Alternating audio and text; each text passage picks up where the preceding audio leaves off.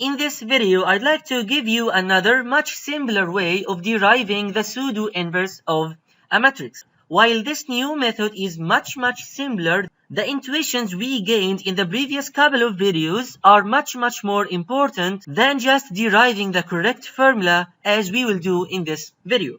Now remember that A is equal to U sigma V transpose. Now we want to get some other matrix A plus that when multiplied by the matrix A will give us something as close as possible to the identity matrix. So this matrix A plus should try to reverse all the operations performed by this matrix A. So we have U sigma V transpose. If we want to reverse the effect of this U, then we need to multiply here by U inverse. But U inverse is equal to U transpose. So by this, we reverse the effect of this matrix U.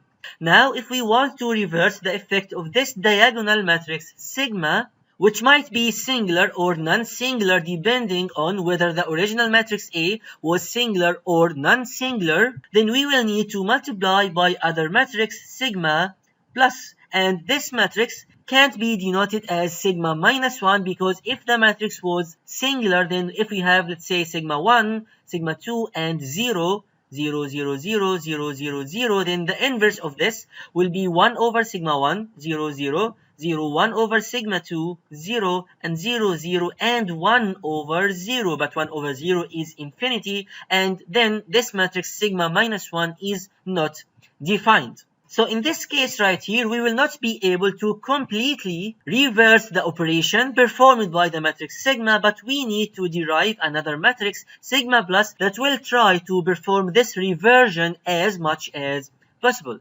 After that, we will need to reverse the effect of this matrix V transpose, which will be done by a matrix V. And this is just as much as we could. So we can say that A plus is equal to V sigma plus U transpose, which is the same result we reached in the previous derivation.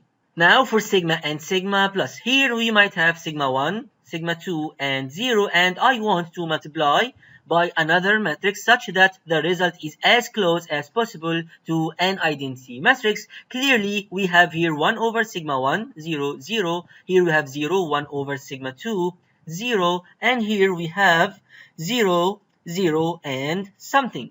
If you multiply those two matrices together, you will find that here you will have 1, 0, 0, 0, 1, 0, and 0, 0, 0, regardless of the value of A right here. So we can actually have any value for this A and still get the projection or get the same result for A plus A. But remember from the previous derivation that we set A to 0 because we wanted every vector U that lies inside the left null space of the matrix A to get mapped to 0 and not get mapped to another vector into the null space of the matrix A.